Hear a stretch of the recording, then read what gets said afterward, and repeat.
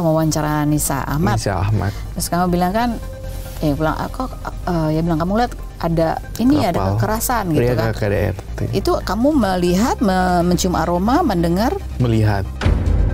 Kamu sama Hart Gumai. Ya ampun. Iya. Itu gimmick atau beneran sih? Kok aku mengidap bipolar juga. Bipolar iya, indigo iya. Jadi ini halusinasi bipolar. Ini beneran. Sampai Kadang mau bunuh diri. Kamu. Loncat Troy gitu. Lo harus beda. Jadi gue harus kayak, lo harus beda nih. Ini halusinasi nih, ajakan setan apa ini beneran nih? Jadi di sini nih rame ya. Ramai banget.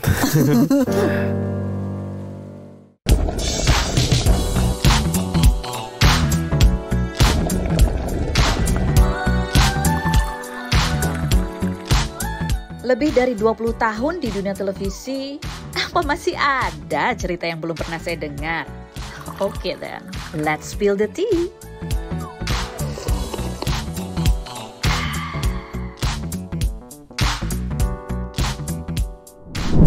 Spill the tea. Hari ini kita kedatangan siapa?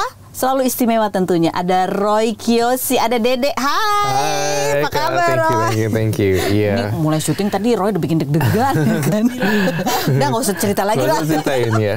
Iya, cuma nanya dong. Di sini kalau bisa suara kuntilanak kayak gimana? Juga kali ya. Hanya andai-andai. Hanya saja, iya. Andai-andai kan?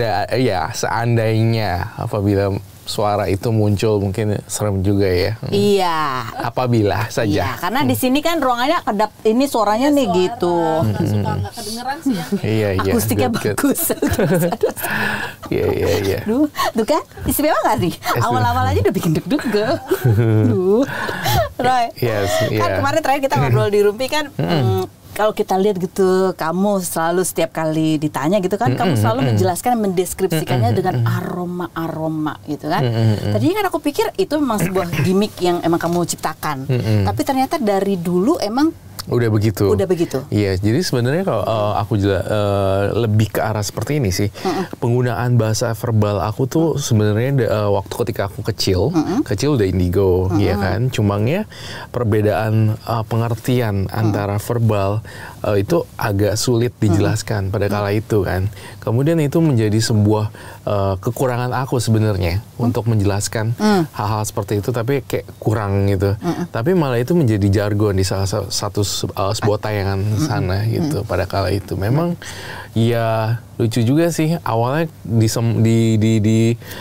suruh revisi jangan mencium aroma-aroma itu, kesannya nggak sopan gitu kan, kata tim juga. Tapi akhirnya malah itu jadi ciri khas gitu. Saya mencium aroma gitu. Dan plus aku kadang kalau R-nya di tengah itu susah untuk nyebutin itu. Jadi kesannya kayak aroma. Padahal sebenarnya aku nggak ngebuat itu. Jadi emang natural aja, emang itu khas kamu gitu ya. Tapi tadi aku sempat ngobrol juga sama Roy, aku bilang itu kayaknya bukan keterbatasan perbendaharaan kata gitu. Karena kadang-kadang orang memang ada yang menerima informasinya lebih dominan itu. Kadang ada di ini audio, ada yang visual. Sebenarnya kan juga ada dari penciuman, lidah dan juga kulit atau juga activity juga ada gitu. Kalau aku biasanya auditori. Jadi, berarti terus mendengar, terus pikiranku tuh biasanya ngobrol, bentuknya kata-kata gitu. Kalau kamu ketika nerima itu gambarnya apa? Banyak macam, bentuknya macam-macam, berupa kadang suara, kedua tuh kayak penciuman gitu, kayak orang mau maaf, ada orang yang mau meninggal, aku tuh nggak bisa lihat kapan tanggal meninggalnya, tidak bisa sama sekali. Jadi apa? Tapi tercium aromanya seperti kayak aroma kembang 7 rupa, bunga kantil kah, bunga yang warna-warni yang bau-bau itulah, itu bau banget. Ini orang kayaknya, aku bilang ke mama, kok ini kayak bau orang udah meninggal, ternyata benar meninggal. Tapi kita nggak pernah tahu kapan. Jadi yang kamu terima informasinya tuh bentuknya adalah ada penciuman ya, baru masuk ke ekstra sensori otak aku gitu, mencerna ini bau, ini apa, kayak gitu. Jadi kayak mencerna seperti itu sih. Jadi kamu kategorisasi lagi kan, ini bau apa? Oh ini bau bunga, oke bunga. Ini terus bunga, kira-kira apa nih ya kaitannya gitu ya? Bener, dikaitkan dengan topik yang lagi happening di orang yang mungkin nanya, apakah kamu lagi sakit kah, atau apakah kamu sakit gak, kamu aman gak, kayak gitu sih. Jadi kamu probing lagi ya, kamu tanya lagi gitu. Tanya lagi, aku mau validasi apakah apa yang aku lihat dari yang aku terima, terus aku sensor di otak, terus aku validasi lagi apakah itu benar. Atau mungkin orang itu juga nggak mau cerita kan, nggak sadar juga kalau mereka sakit juga, ada hal-hal kayak gitu. Jadi ya seperti itu. Setelah divalidasi terus apa? Biasanya muncul lagi informasi baru. Muncul lagi informasi baru. Nah, di sensor lagi. Ini bentuknya seperti apa? Gitu. Kita harus benar-benar cepat sensor itu. Menerima informasi itu harus benar-benar cepat sebenarnya. Kenapa? Karena kita harus bedain aja kayak ini aku juga mohon maaf aku cerita di sini aja nih ya. Aku mengidap bipolar juga. Nah, itu adalah hal yang bipolar iya, indigo iya. Jadi hal yang sangat susah untuk aku untuk ini halusinasi bipolar. Ini beneran. Ini indigonya Roy gitu. Iya, itu harus dicerna sih benar-benar. Oh, buat kamu sendiri itu ada 3 hal yang bipolar itu kan gangguan mood dan kejiwaan kan, tapi bukan gila. Ya, itu memang pasti ada seperti itu, anak-anak indigo mengalami bipolar. Kalau nggak bipolar, mereka indigo juga kayak gitu. Oh, biasanya begitu berdampingan. Iya, kita harus dilatih untuk membedakan nih antara ini halusinasi bipolar aku nih. Ini kayaknya ketakutan aku nih di bipolar. Aku takut naik pesawat kadang gandengan sama tim aku pegang cekel gitu dia tangannya gitu. Ini enggak nih, ini halusinasi nih. Ini halusinasi harusnya. Itu kecemasan karena bipolar. Iya, harus cepet banget. Enggak nih harusnya, enggak nih gitu, harus benar-benar diredam, disaring. Itu beneran loh, itu menderita banget. Orang-orang zaman sekarang ya Kak Ros, anak gue indigo, bukan indigo ya, kayak gitu-gitu. Kayak mereka seneng indigo tapi nggak menyadari kalau ada another side di tubuh orang beda-beda. Itu sih sulit untuk beradaptasi kalau nggak cepat gitu, ketinggalan. Nah, itu dari kecil kamu ngerasain itu? Dari kecil seperti itu. Tapi kapan kamu sadar? Kalau indigonya mungkin kamu sadar duluan indigo atau? Itu memang udah dari kecil tapi tidak didiagnosa secara tertulis gitu kan. Aku masuk ke ini SMA pada kala itu kita tes IQ, tes aura, ternyata mengarah pada indigo. Dan sialnya lagi bipolar.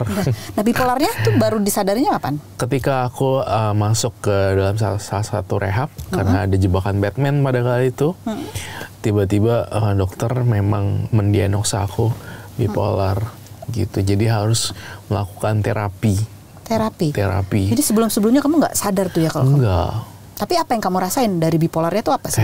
Jadi kayak kayak overthinking, cemas. Ya. Makanya sekarang pun Reikiosi pun masih tetap didampingi gitu. Bukan sama paranormal tapi malah lebih ke psikiater. Untuk ngontrol tiap bulan, Roy gimana hari ini, bulan ini aman-aman kah, nggak ada trigger nggak, gitu kayak tetap kontrol. Kalau kamu amati biasanya triggernya apa sih, pada saat apa? Susah juga ya dijelasin, kadang-kadang random juga, nggak jelas juga sih. Makanya itu aku lagi berjuang nih sekarang nih, masih tetap berjuang dengan mengalami sakit mental illness namanya. Mental illness itu, makanya dengan banyak ngobrol sama tim marketing, ngobrol sama mama hari ini gini gitu. Kalau dulu serem loh Kak, harus ada apa-apa bisa ngelihat kayak mau bunuh diri gitu.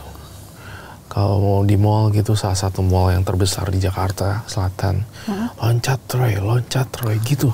Lo harus beda. Jadi gue harus kayak, lo harus beda nih. Ini halusinasi nih, ajakan setan apa ini beneran nih? Harus cepet gitu. Enggak. Dan kamu nggak bisa ceritain itu?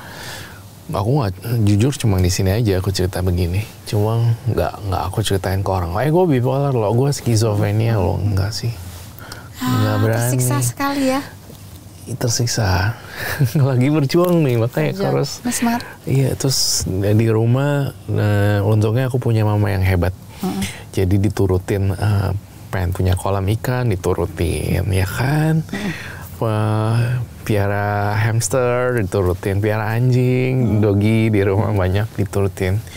sebenarnya itu bagian dari terapi tau ya. Supaya kamu lebih happy, lebih tenang. Distraction aja. Distraction. Jadi ketika muncul dengan itu, makanya mama luar biasa sih.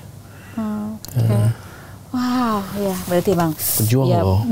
Ketemu orang-orang, suasana yang rileks itu membantu ya. Suasana yang rileks membantu. Terus kalau ketemu orang pun harus pakai filter, harus ini orang negatif, ini orang toxic gak, ini gak, gitu. Jadi lihat lagi, ini orang baik nih, temenan sama dia gitu.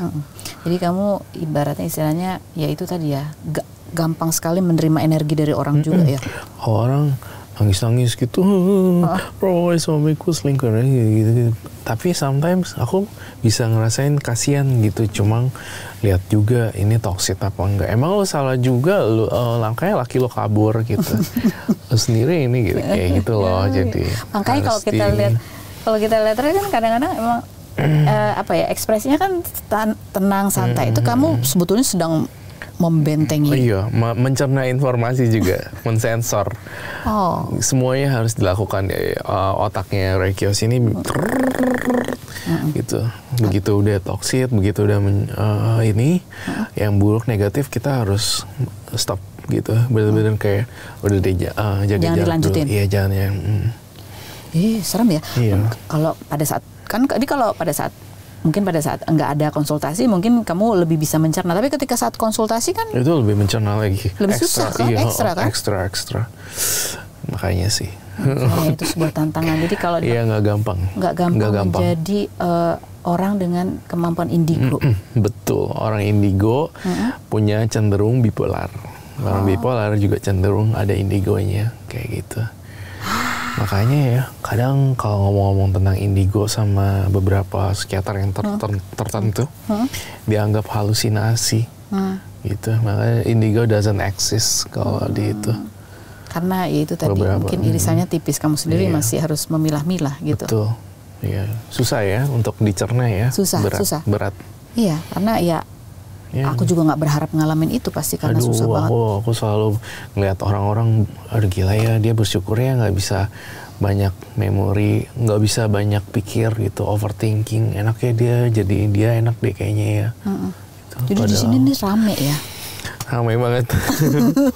Kadang bingung juga untuk kayak mau cerita siapa gitu. Nah ini pada saat lagi nggak konsultasi, terus kamu menerima tuh informasi ataupun memang kecemasan kamu gitu. Apa yang biasanya kamu lakukan?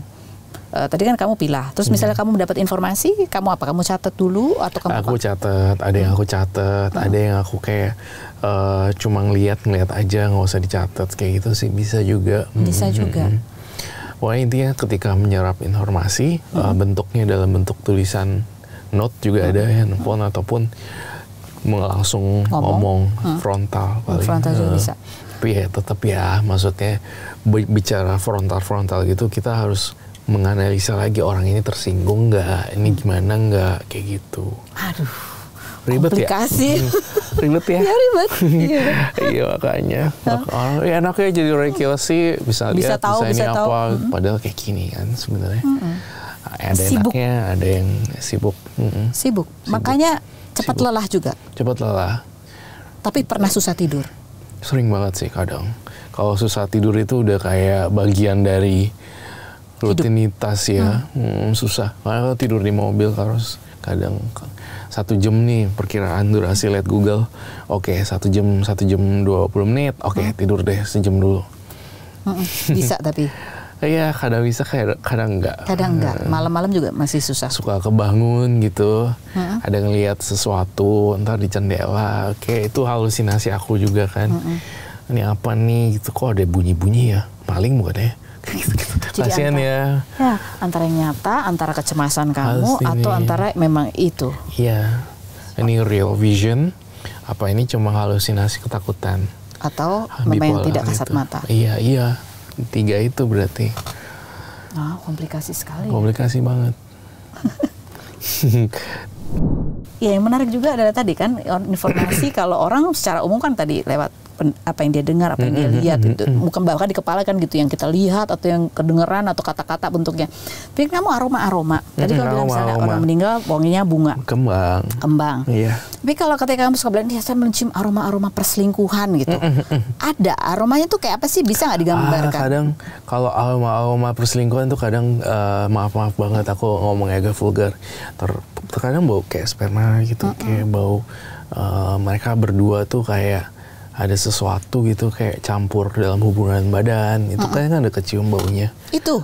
Serius? Kayak bau-bau, ya susah dijelaskan. Cuma memang ada ciri khasnya. Bau-bau ya sperma itu kayak bau-bau air yang mereka mandi bareng lah. Itu yang kayak gitu sih. Gitu. Kalau bau mereka nutupin tapi kita tahu sebenarnya. Padahal itu tidak sedang melakukan atau tidak di depan kamu pun kamu bisa. Jadi terkirim informasinya begitu. Terkirim mencerna. Waduh, berarti ini mereka ada apa-apa ini. Udah ngomong jangan ya. Usahanya nggak perlu ngomong. Nggak penting juga. Oh ternyata mereka selingkuh ya. Kalau aroma kebencian? Aroma kebencian tuh lebih kayak menggebu-gebu gitu, kayak nafasnya kemudian juga matanya itu berarti sebenarnya campuran ya, bukan pure aroma. Ciuman juga ya. Kamu bisa melihat juga nih, membaca ekspresi bisa. Kayak gitu. Ya mungkin semua orang yang belajar psikologi mungkin juga bisa kayak gitu kali ya. Tapi misalnya kamu jarak jauh gitu ya, kamu bisa mendapatkan informasi kebencian. Informasi itu. Bahkan dalam jarak jauh pun aku ngerasa wah ini orang keputihan nih, maaf gitu. Misalnya ada. Terus aku nanya seperti itu, ternyata benar. Makanya jarak itu tidak menjadi satu alasan untuk melihat sih sebenarnya. Dengan kemampuan indigo kamu, informasi yang kamu terima bentuknya ya itu tadi ya. Yang unik adalah dalam bentuk menciuman, aroma. Nah ya, kemudian juga kebetulan bahasa verbal aku kurang oke pada kala itu, jadi ya itu adalah kekurangan yang menjadi jargon. Akhirnya jadi jargon. Berkah akhirnya dapat rezeki. Nah, ini juga yang kemarin rame kan, ya ketika kamu lah yang viral lagi tuh 5 tahun yang lalu, kamu wawancara Nisa Ahmad. Terus kamu bilang kan, bilang kamu lihat ada kekerasan gitu kan. Itu kamu melihat, mencium aroma, mendengar? Melihat. Pada kala itu juga mencium juga, cuma aku melihat dia tuh kayak ada warna-warna biru gitu dalam penglihatan aku, dalam otak aku tuh tertangkapnya tuh ada sesuatu gitu di sininya gitu, dan aku juga mencium aroma seperti kesedihan. Aroma kesedihan tuh kayak gimana ya, kayak asin gitu. Sedih asin ya. Itu ikan sedih air mata. Kayak bau air laut gitu nggak? Itu ikan asin. Ikan asin. Jadi kesedihan tuh gimana ya? Lebih pahit.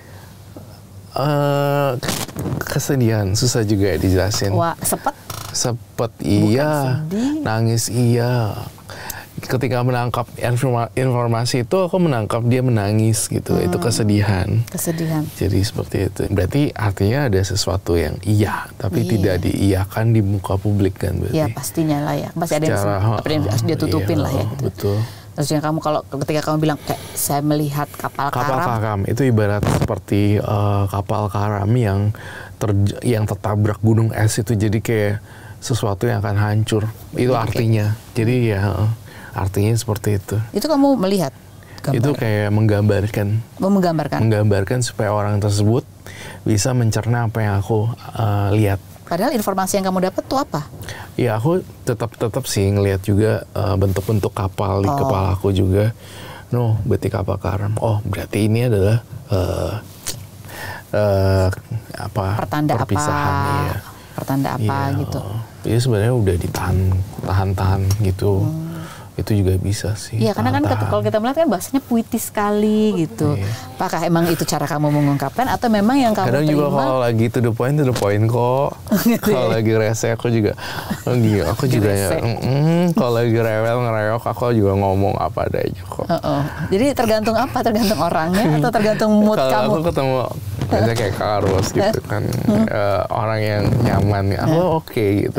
Tapi kalau misalnya mood aku juga tiba-tiba lagi jelek, orang itu juga ini juga aku semprot kok. Lu banyak main cewek lu ya. Kayak misalnya kayak gitu. Lu mah gue lihat kemana-mana lu mah jajan ya, lu mah jajan-jajan ya gitu, kayak gitu-gitu.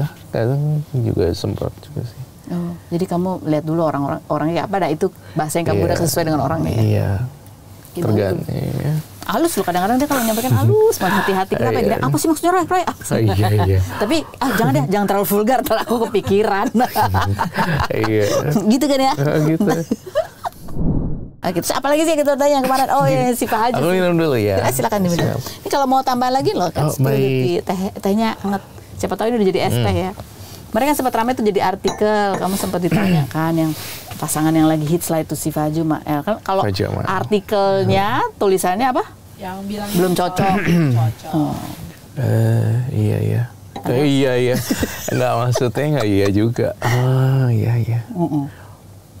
Kamu ingat ada artikel itu? Maksudnya ya aku ingat ada artikel itu. total awet sih bilangnya. Iya. Iya.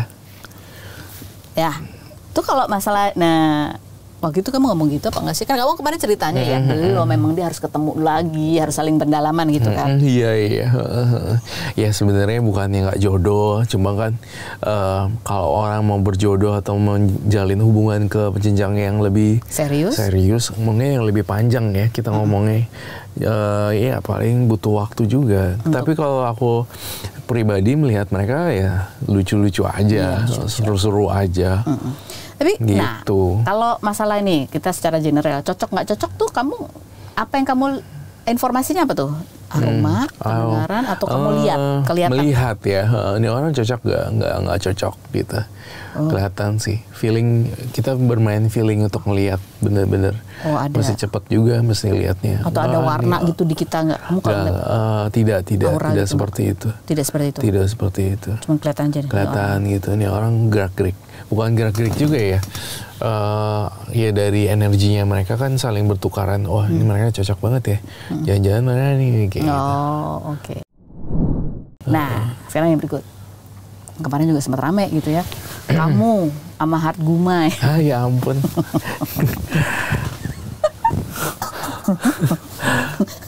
Dia langsung gitu.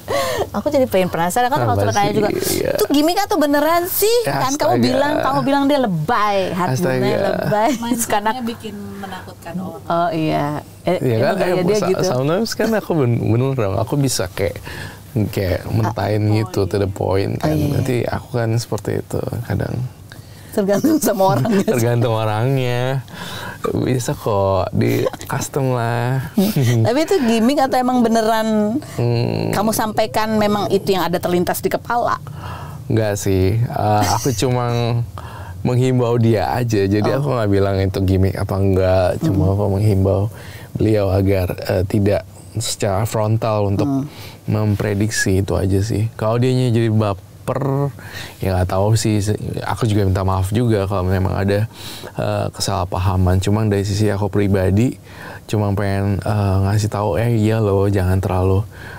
Ntar orang jadi takut. Kayak beliau berkata tentang pesawat, ntar orang jadi takut loh. Emang kamu punya pengalaman pribadi juga nih soal prediksi dia yang ada pesawat warna apa gitu? Iya, itu kan aku juga sebagai paranormal juga, Rom. Jadi aku harus, ya mungkin beda kali ya orang yang aku udah di mana, dia udah di mana gitu kan ya. Jadi udah beda lah. Cara menyampaikannya. Cara nyampeinnya. Ya. Pertimbangannya apa kalau kamu ya sampai di titik ini akhirnya kamu punya cara penyampaian berbeda? Itu pertimbangannya apa sih? Makin lama makin kesini harus difilter dong. Makin kesini harus pinter ya. Maksudnya ya seperti yang aku bilang, lu kasih tahu orang pesawat jatuh itu kan akan jadi takut. Oh ya udah, kita belajar bagaimana menyampaikan itu. Jangan kayak gitu. Kalau lu mau prediksi aja sana. Cuma jangan terlalu kayak takut membuat orang jadi janjian ini janjian itu. Artis inisial R, gitu ya. Jadi kalau kamu sekarang cara menyampaikannya? Lihat dulu orangnya, nih artisnya ini oke nggak nih, baik nggak nih, gitu. Ini artisnya gimana nih, ini kliennya seperti apa ya, kita lihat dulu lah. Harus jangan. Untuk seorang Roy Kiyoshi yang tadi dia bilang verbal aku agak terbatas, dia masih harus memfilter di sini, terus di sini harus menyampaikan. Itu dia PR ya. PR. Ya itu tuh. Pernah punya pengalaman di mana ketika kamu tadi belum terlatih untuk memfilter apa yang kamu sampaikan ke orang yang tepat, tapi ternyata itu efeknya buruk dan membuat kamu jadi nggak enak hati, pernah? Pernah lah pasti, salah-salah ngomong, bau-bau ini, bau itu dan segala macam, atau salah ngomong, salah prediksi pun bisa. Kita sebagai manusia juga bisa salah prediksi kok. Nah, itu jadi menyinggung perasaan klien, itu juga sempat kok pernah. Itu pasti. Jadi, itu hal yang pasti sebagai seorang paranormal ya, itu hal yang nggak mungkin paranormal itu 100% juga, tebakannya juga bener, paling dari 199%, 0,1%-nya adalah resikonya gitu, jadi ya itu sih. Ya atau mungkin ya itu mungkin kurang tepat, tapi orangnya udah keburu ketakutan, orangnya udah keburu parno, itu ya.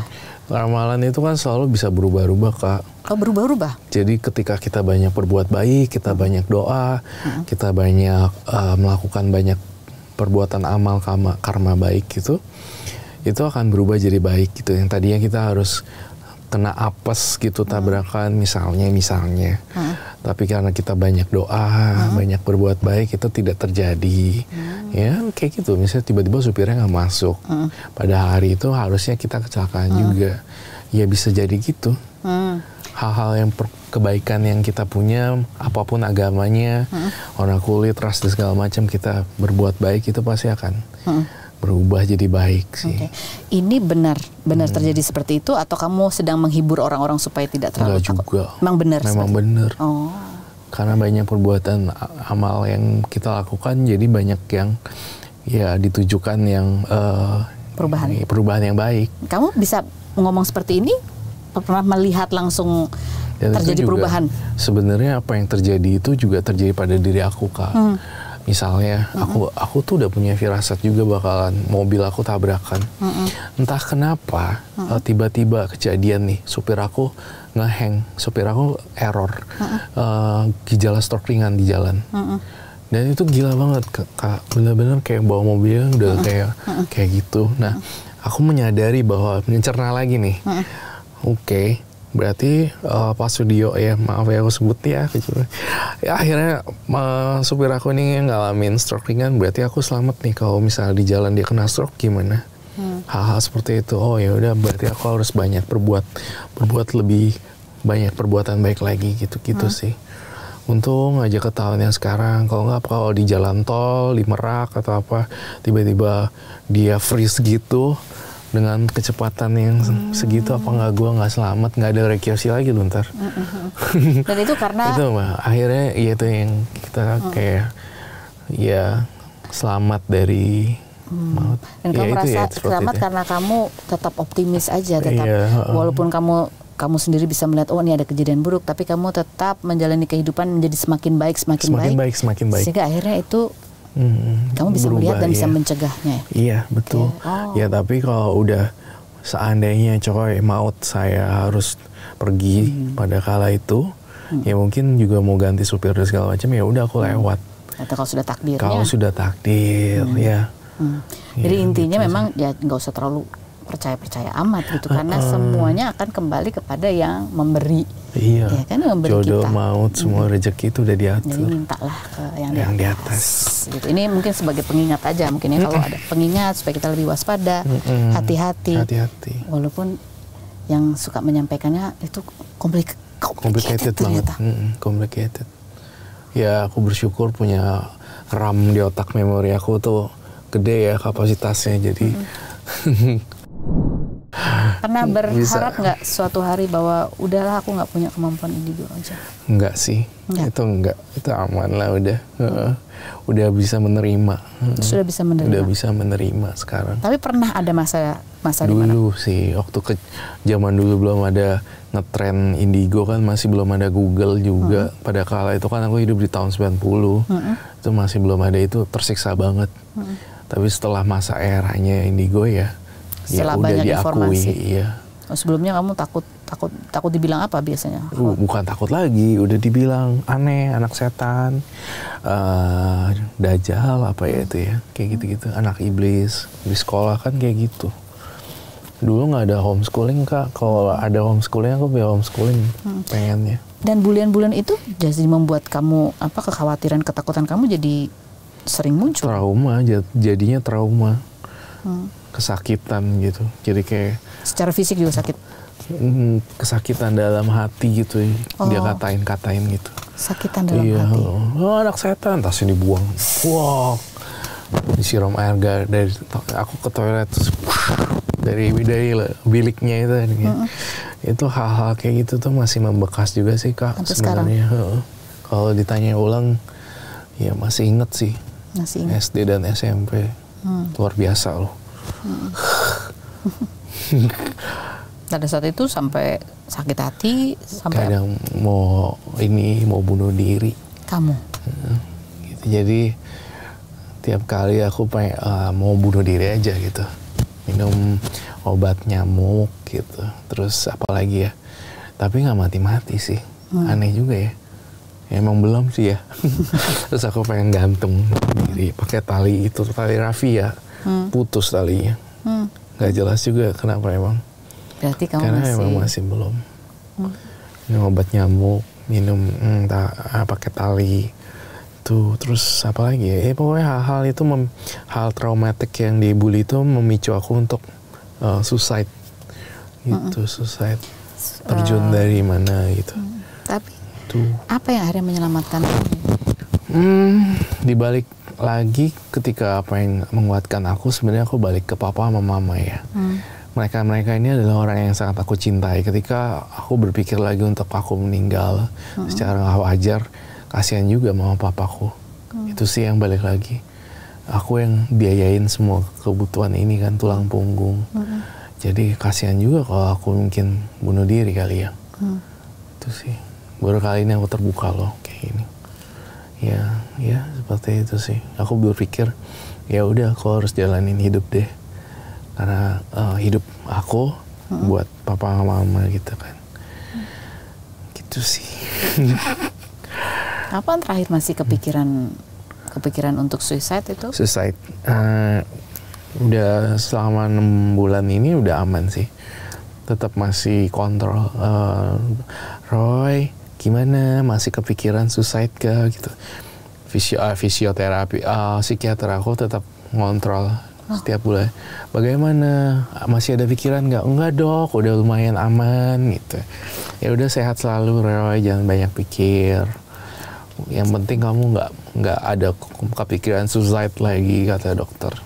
Jadi setelah kita mengenal seorang Roy Kiyoshi, itu saat-saat itu masih ada tuh pemikiran? Masih ada. Iya, terkadang. Tapi kalau iya sih masih terkadang kayak mikir gitu. Kadang kalau dihujat netizen juga kalau nggak kuat juga ambruk sih sebenarnya. Sometimes aku nggak kuat aja sih bacanya, kadang aneh-aneh juga.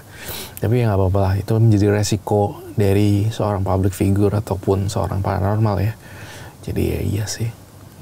Bulian apa yang paling mengganggu buat kamu? Ya mungkin soal fisik? Soal fisik iya, dikatain aneh juga iya sih kayak gitu. Dikatain aneh dalam itu memicu lagi trauma masa kecil, keinget lagi. Ya begitu deh Kak. Jadi orang tua kamu itu yang menguatkan. Dan kamu punya mama yang luar biasa. Oh my god, luar biasa banget. Nggak bisa deh kalau nggak ada mama, aku nggak kebayang hal itu akan terjadi di masa depan ya. Ketika aku harus ditinggalin, kayaknya berat deh. Aku belum siap deh. Mau sebesar apapun Roy Kiyoshi, belum. Aku bisa ke-trigger lagi itu. Nggak bisa, takut. Merasa mama adalah kekuatan. Iya, soalnya dulu dari kecil kita juga bukan orang yang berada Kak. Maksudnya kita berjuang, mamaku berjuang banget untuk sekolah aja nggak ada duit. Sekolah juga nggak punya modal, beli kasur aja nggak bisa. Nah sekarang aku kan ngangkat derajat mama, makanya mama waktu mudanya juga susah, sekarang aku berusaha untuk kuat untuk kuatin mama gitu, untuk mama supaya naik derajat lebih ini gitu. Karena aku tahu perjuangan aku dulu kecil gedein aku tuh susah banget. Apa yang yang kamu lihat mama papa kamu lakukan untuk supaya bisa menyekolahkan kamu? Sempet jual ini jual itu, jadi mama aku tuh banyak deh korban. Kita tidur juga di kasur yang bukan kasur yang oke. Kayak matras gitu. Tapi bentuk-bentuk yang seperti materinya mereka cari di mana gitu ada aja sih sebenarnya, cuma diusahakan, nggak kayak orang lain bisa naik mobil dijemput. Aku naik becak, naik sepeda ya, naik sepeda motor. Pada kali itu belum ada ojek, sepeda papa yang nganterin kalau nggak salah. Aku nggak kebayang loh masa kecil kamu ternyata secara ekonomi itu. Ekonomi aku susah. Karena kalau kita lihat sekarang gitu kan, kita pikir kamu sekarang tuh dari keluarga kaya lama gitu. Old money. Enggak, boro-boro. Belum. Jadi mulai berubahnya dari sejak? Udah dari sekolah, lama-lama makin lumayan. Setelah kamu dikenal. Akhirnya setelah dikenal publik lebih, alhamdulillah aman. Aman. Udah mencapai tahap aman, posisi aman. Akhirnya naik lagi bisa beli apa yang bisa kita mau bisa gitu. Bersyukurlah bisa lah. Jadi kalau kamu bisa gambarkan sosok mama dalam kehidupan kamu itu ibaratnya apa? Luar biasa sih. Aku bisa nangis nih. luar biasa. Mama juga selalu ngajarin aku tentang kebaikan yang harus disebar ke semua orang tanpa memandang bulu dia siapa dan segala macam gitu sih. Luar biasa. Ketika kamu kecil memiliki kemampuan yang orang lain belum tentu paham gitu ya. Kamu ingat nggak seperti apa reaksi mama ketika kamu akhirnya bisa bercerita bahwa ya kamu melihat atau merasakan sesuatu yang orang lain nggak bisa rasakan? Si mama selalu support aku ya, nggak apa-apa deh gitu. Oh dede ngeliat ini, ya udah deh nggak apa-apa. Dia nggak gitu. pernah nggak percaya? Nggak pernah sih. Jadi dia selalu bisa validasi bahwa itu memang yang kamu rasakan gitu. Iya betul. Iya. Enggak deh, nggak apa-apa deh. Ngeliat gitu ya udah yuk, kayak gitu. Tetap disupport. Padahal mama sendiri nggak punya kemampuan indigo. Sebenarnya mama bisa merasakan itu, tapi mama nggak pernah bilang lu salah, lu nggak pernah. Makanya cara didik pola ini untuk pemirsa juga di rumah, untuk orang-orang yang punya anak indigo. Cara mempunyai anak indigo itu tidak boleh di denial, kayak enggak salah, enggak kayak gitu, gila lu ya, lu jangan ngomong kayak gitu, dikerasin gitu tuh kasihan, lebih ke arah kasihan, udah menderita, complicated, di denial sama orang tua kita gitu loh. Kalau aku kan produk nggak gagalnya, produk berhasilnya dari indigo ini kan. Tapi ada orang-orang yang belum bisa memahami, nggak tahu gimana cara mensupport anak yang memiliki kemampuan itu. Nangis, kejur digampar kayak gitu. Hal-hal yang harusnya kan nggak boleh gitu. Kamu kenapa nangis? Ada apa? Kayak coba dipahami. Kenapa? Cerita dong sini gitu. Itu mama biasanya begitu? Iya, bisa. Mama dulu kayak gitu juga. Sampai sekarang pun aku masih curhat kok. Ma ini. Oh iya, tetap positif. Ini tadi kamu bilang kan, aku mau ikan ya. Iya benar. Mau operasi perawatan. Operasi plastik dikasih. Belanja tas juga iya. Belanja baju juga iya. Hal-hal yang nggak pernah kita nikmatin pada masa kecil kita karena kita nggak punya, kita hajar gitu benar-benar. Ya tapi sekarang pun tahu batas ya, maksudnya nggak semua branded kita beli juga gitu. Ya tetap pokoknya ada apresiasi juga buat mama tuh apa spesialnya juga beda-beda sih.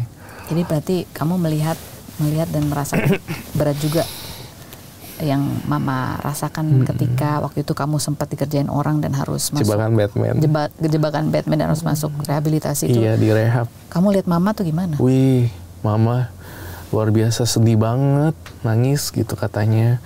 Kata mbak-mbak aku semua pada nangis. Tapi kamu gak pernah lihat? Enggak, aku kan di dalam. Mama juga gak pernah mau nunjukin? Mama kalau ketemu aku di rehab tampak biasa aja gitu. Makanya menurut aku kayak wah luar biasa ya. Mencoba untuk nguat-nguatin sepertinya sih Mama, kayak mencoba untuk kuat di hadapan banyak orang. Karena dia tahu. Iya, katanya nangis katanya. Atau orang-orang sekitar aku nangis gitu.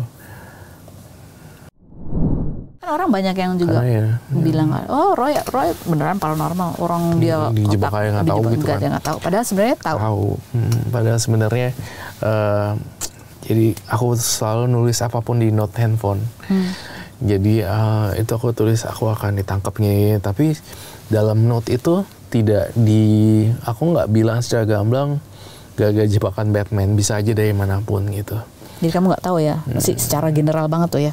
Wah ada gambar-gambar polisi di mimpi aku ini sebenarnya gitu.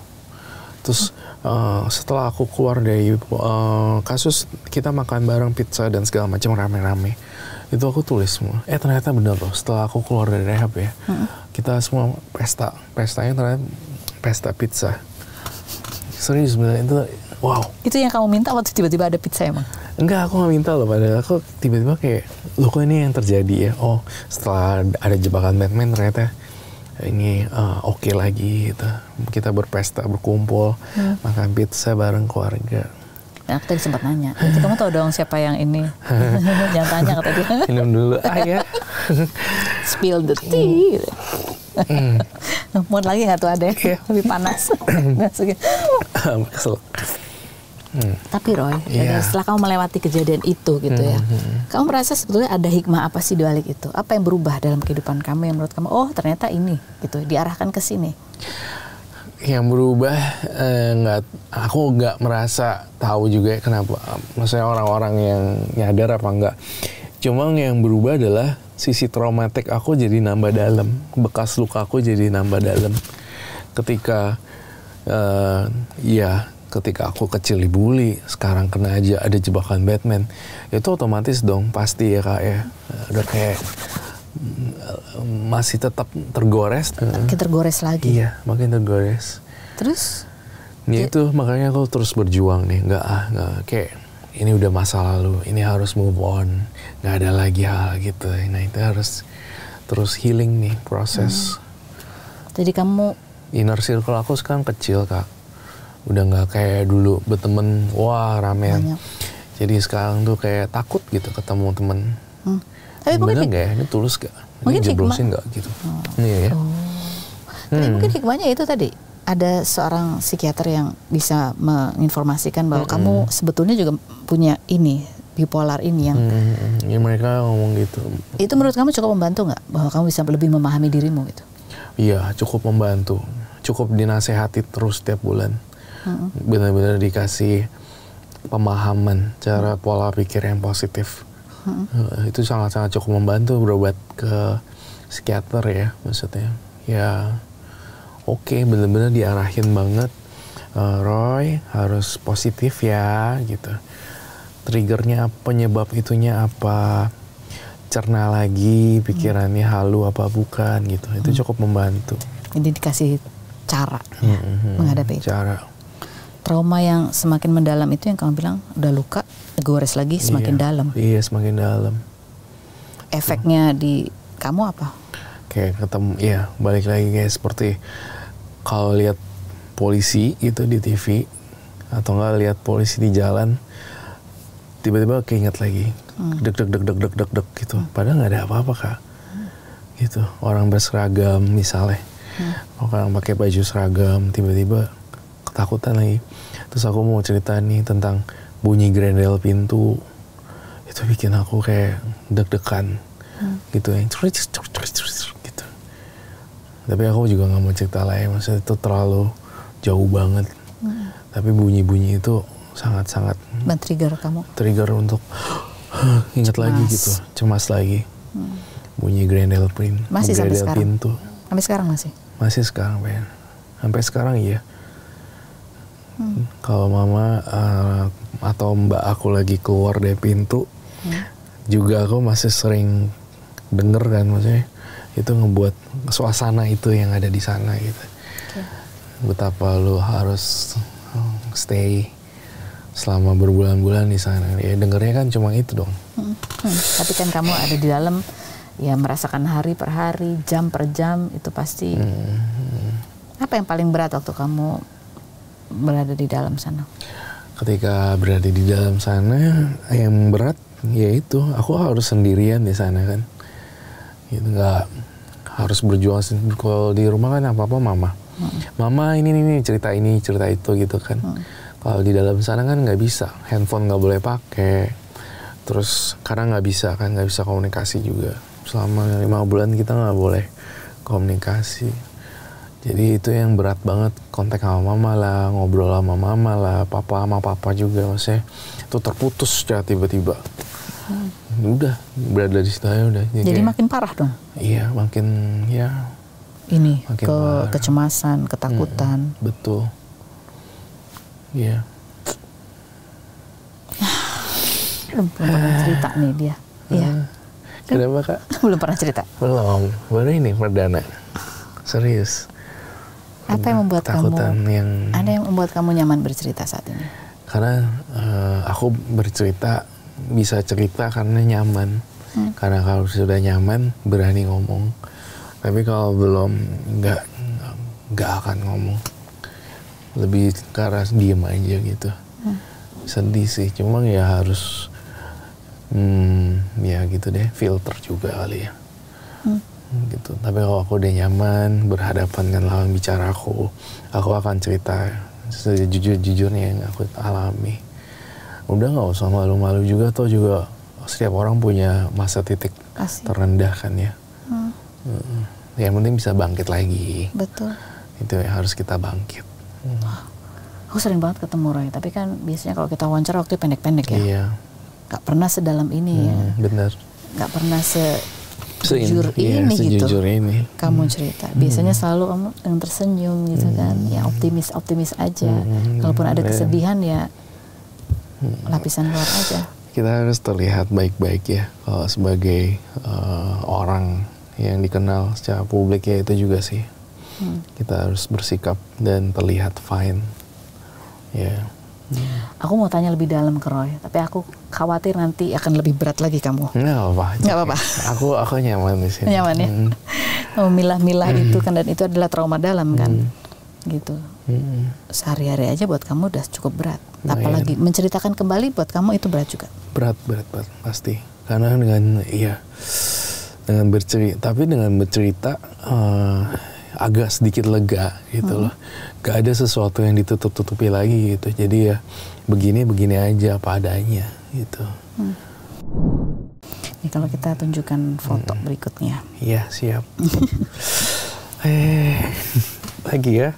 Ini Roy Kiyoshi di masa-masa hits banget, viral banget. Oh iya. Sebutlah itu masa kemasan. Kamu melihat ini gitu ya. Ini kan kamu terkenal banget. Pokoknya rating tayangannya juga tinggi sekali gitu ya. Siaran ratingnya. Udah nggak ada yang ngalahin deh. Dan ini Roy Kiyoshi melesat sekali. Pada saat itu kamu ada nggak sih sempat mengalami fase-fase star syndrome? Star syndrome. Atau yang berubah dalam kebiasaan kamu karena ketenaran ini? Aku sih nggak ngerasa aku star syndrome. Tapi aku ngerasa orang-orang menganggapku star syndrome. Orang-orang dekat aku gitu. Tapi aku nggak menyadari itu sih sebenarnya. Kamu nggak menyadari? Aku tidak menyadari karena aku tetap biasa-biasa aja. Kadang bisa cool, kadang misterius, kadang menye-menye. Itu biasa aja aku mah ya. Cuma orang-orang yang di luar sana yang nggak terlalu gimana ya, tahu dalam-dalamnya mungkin kayak nih Roy Kiyoshi star syndrome itu iya. Pernah ada sempat denger di kuping aku itu. Kenapa mereka bilang star syndrome tuh apa? Gara-gara mungkin mereka mungkin tidak memahami mood aku juga kali ya.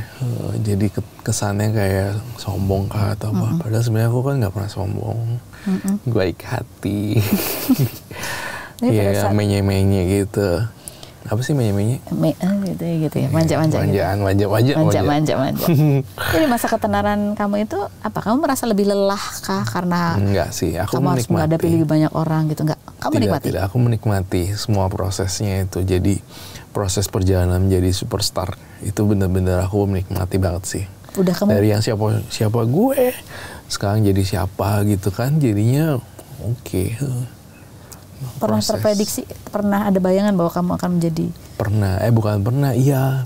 Sebelumnya? Memang iya, pernah memprediksi di tahun 2007 ketika aku pulang dari sekolah di Cina. Aku sempat sekolah di Cina, pulang ke sini. Terus aku bilang ke mama, aku pengen jadi artis. Ini bisa nih jadi artis. Aku udah prepare semua itu. Dari operasi hidung gitu. Ma, aku pengen operasi hidung ya. Terus udah gitu diiyain. Kayaknya aku bakal jadi public figure nih, terkenal. Aku mau rombak hidung, itu udah aku siapin. Jadi ketika udah jadi, nah ini tinggal tembok-tembok dikit lah ya. Sekarang masih yang dikit-dikit aja. Kalau dulu kan sampai hidung lah.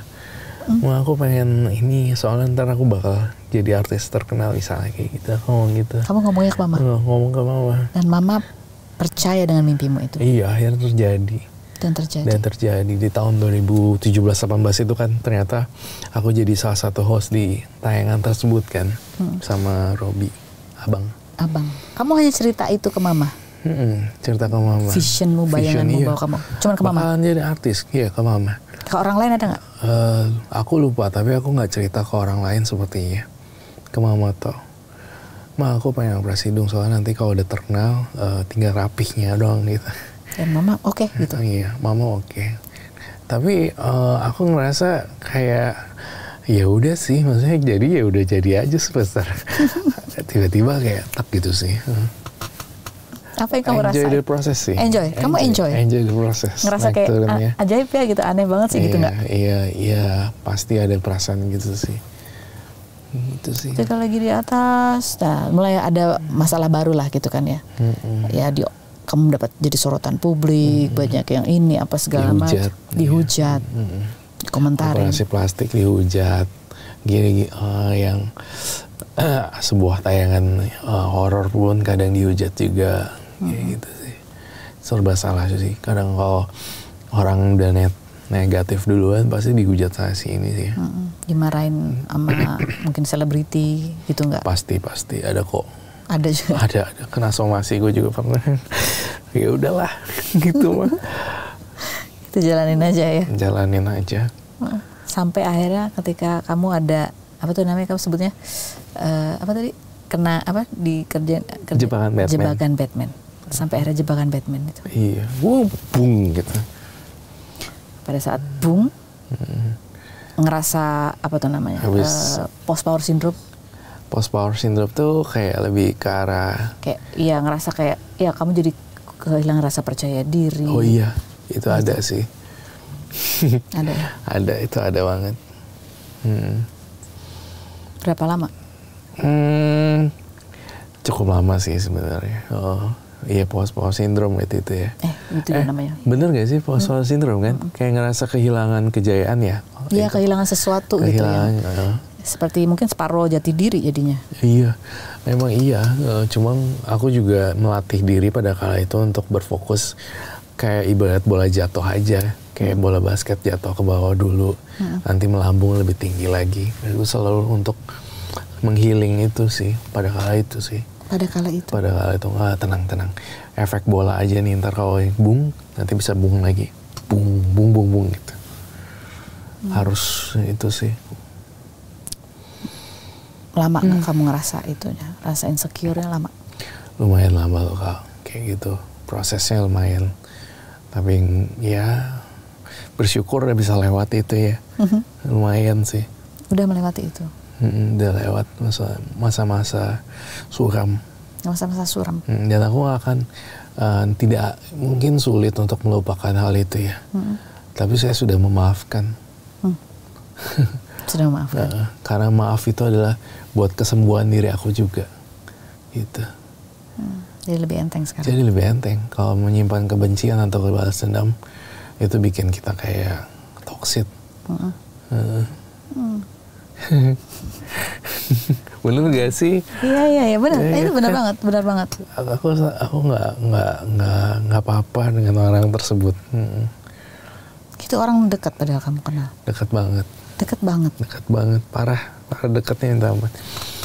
Cuma iya aku bersyukur banget bisa melupakan itu loh. Itu hal yang nggak mudah untuk memaafkan orang lain. Dengan memaafkan diri kita jadi sembuh. Itu. Sudah lama kamu memaafkannya? Udah lama. Aku udah maafin. Udah jauh. Nggak kepikiran banget di benakku lagi tentang dia kenapa dia gini. Gue harap lu celaka, nggak ada itu pikiran kayak gitu. Bener-bener fokus aja sama kerjaan sekarang yang ya naik lagi. Amin naik lagi ya. Gitu sih. Tapi di masa itu sempat kehilangan banyak pekerjaan? Pasti. Seminar di cancel, terus beberapa project batal. Tapi setelah keluar dari sana pun ya bersyukur banget tetap masih ada program dikit-dikit kayak gitu. Masih ada acara gitu. Itu ada lagi sih. Pada kala itunya yang kejadian itu semua udah di-cut. Beberapa kontrak hilang semua. Itu masa suram? Itu masa suram. Sangat-sangat suram. Dibandingin masa kecil ketika kamu dibully? Sama, cuma memang yang ini memang suram sih. Karena mimpi buruk kan, seperti mimpi buruk gitu. Yang luar biasa. Makanya kenapa kan sometimes karena saking gak kuat ada pikiran suicidal gitu, suicide-nya gitu. Sesudah kejadian itu? Sesudah kejadian, makanya kan terus berkesinambungan lagi nih dengan psikiater juga kan. Keinginan suicide itu sebelum-sebelumnya juga pernah ada sebelum pernah, kejadian? Sering juga? Sering juga. Setelah kejadian itu makin intens? Makin intens. Tapi akhirnya kan dibantu itu jadi pelan-pelan hilang. Ada konselingnya? Iya, konseling. Setiap bulan konseling. Itu sih. Berat ya. Oh ya ampun. Topik kita berat gak hari berat ini? Sekali. Tapi ya kita mengenal Roy itu amat sangat lembut gitu ya, lembut banget. Dan kamu tuh juga lucu. Kita lihat pernah ya ada tahun lalu atau apa yang kamu tuh juga ada ikut di acara komedi gitu. Iya benar kok. Tiba-tiba gitu. Ya out of the box aja tiba-tiba langsung. Senang tapi kamu ngelakuin. Seneng aja mencoba keluar dari zona nyaman yang tadinya harus benar-benar fokus dan konsen tiap hari. Tapi kalau di acara komedi itu benar-benar kayak ketawa-tawa gitu. Lebih menghibur kamu ya, nggak terlalu berat. Iya sih, cuma dua-duanya adalah favorit aku kok, tetap horor kok. Horor dan hiburan ya, hiburan yang horor. Jadi kalau sekarang nih, kamu kan sempat cerita sekarang kalau pekerjaan aku sih lebih entertaining juga gitu ya, kalau diundang di company gitu. Apa dari dulu iya atau sekarang lebih banyak yang lebih entertaining juga? Masuk ke program-program pemerintahan untuk motivasi.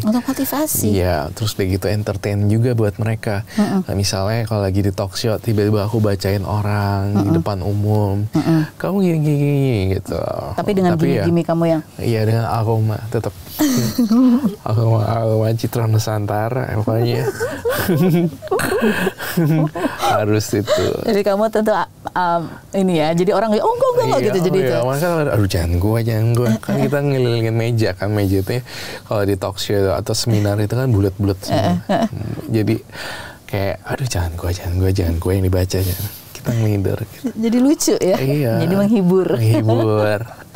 Ya puji Tuhan alhamdulillah udah bisa masuk ke zona yang menurut aku lebih tinggi lagi kastanya, yaitu kementerian itu. Dan bukan cuman menyampaikan apa yang kamu informasi yang kamu dapatkan dari kemampuan indigomu, tapi juga bisa menghibur. Betul dihibur jadinya jatuhnya. Dan kamu pun dihibur. Iya. Iya, biasanya kalau program-program talk show seminar itu kan pakai PowerPoint lah, pakai slide komputer segala macam kan. Jadi kalau ketika Roy Kiyoshi ada di sana, itu kayak memberikan nuansa baru buat mereka gitu. Wah, Roy Kiyoshi ini apa nih acara talk show ramalan nih, kayak seru gitu. Kalau yang pakai slide gitu, karyawan harus gini. Ini gitu, orangnya kayak bete, boring. Mana dia kan kadang suka gitu, orang lagi diem aja, saya lihat wajah kamu ketika aduh muka aku gak apa-apa. Iya. Saya melihat wajah kamu Ada keinginan untuk naik gaji gitu ya. Iya, kayak gitu-gitu. Aku lihat, ada ya aura kamu menurut pengalaman batin saya dan aroma yang saya cium, saya ngelihat ada kamar di kamar mandi kamu bukannya warna biru ya. Di situ kok saya ngelihat ada genderuwo ya. Kayak gitu-gitu. Sama kayak tadi, baru mulai. Andi kalau aku bayangkan, aduh, belum mulai udah membayangkan suara-suara kuntilanak gitu. Iya. Terus aku gambar di depan umum, di depan mereka. Gambar apa yang aku lihat, pakai 2 tangan. Karena kan aku bisa gambar dengan 2 tangan gitu kan. Jadi gambar, dikasih lihat nih sosok yang ada di kamar mandi kamu gitu. Jadi kayak entertain buat yang seorang pegawai yang udah kerja capek, tiba-tiba lihat beginian gitu. Kayak aneh ya. Ya gak sih? Enggak, iya lucu. Suasana baru gitu. Iya. Kayak seneng ngerjain orang. Iya. Gimana sih? Tadi di balik muka lembut datarnya itu ternyata dia juga jahil ya. Iya. Emang jahil sebenarnya. Kocak. Jadi yang awal tadi kamu jahil juga? Oh enggak, kalau itu cuma nanya. Oh cuma nanya. Memvalidasi apakah betul kan, nggak salah juga nggak apa-apa gitu loh. Ini kedap suara nggak denger yang gimana? Iya, bagus lah berarti. Nyebelin banget. Kayak gitu sih. Oke. Rai, terima kasih banyak loh kamu sudah thank sharing, sudah cerita sesuatu yang mungkin tidak mudah buat kamu untuk cerita gitu. Iya. Apalagi kamu mengalami hal yang ya kita nggak pernah tahu bahwa ada sisi lain dari seorang Korey Kiyoshi dengan kemampuan indigonya. Orang dengan indigo aja yang tidak semua orang bisa paham aja itu sebuah tantangan juga gitu, nggak mudah buat kamu. Apalagi kamu bilang tadi ditambah ada bipolarnya, tambah ada trauma luka masa kecil, kejadian yang sesudahnya ketika ada jebakan Batman juga memperdalam luka itu. Tetapi sesudahnya kamu tadi bilang bahwa kamu seperti ditempatkan lagi di tempat yang lebih lagi. Iya, betul. Dan 6 bulan ini alhamdulillah aman. Insya Allah kedepannya kamu akan semakin baik. Amin. Semakin tenang. Aduh, amin. Itu yang aku harapin ya, makin tenang. Amin. Makin tenang dan memaafkan. Karena memaafkan itu baik untuk diri, untuk penyembuhan kamu, gitu ya. Iya. Baik. Oh, ya ada banyak hikmah sih dari banyak kejadian ya. Tapi ya seperti Roy bilang bahwa ya kalau misalnya dia menerima informasi atau apalah gitu tentang seseorang, dia bilang itu tetap bisa berubah tergantung bagaimana kita amal ibadah kita, doa kita ya. Apapun yang kita minta kembali kepada Allah. Apapun yang mungkin disampaikan anggap aja itu sebagai sebuah pengingat gitu ya, karena ya semuanya kan sudah ditakdirkan oleh Allah gitu ya. Yang penting bagaimana kita menjalani hidup ini sebaik-baiknya, dan tiap orang punya tantangan yang berbeda-beda. Seorang Rai juga tantangannya berbeda. Tapi dia juga dikaruniai orang tua yang amat sangat support, yang sangat mencintai dan kamu cintai, dan itu yang menjadi dalam kehidupan ini menjadi pilar kamu. Pilar, ya. Rai, terima kasih sudah hadir. Spill the tea. Hari ini kita nggak tanya ramalan, karena aku diliatin dia aja aku senewon. Masa sih takut? Enggak. Karena kamu jahil sih. Spill the tea. Okay then, let's spill the tea.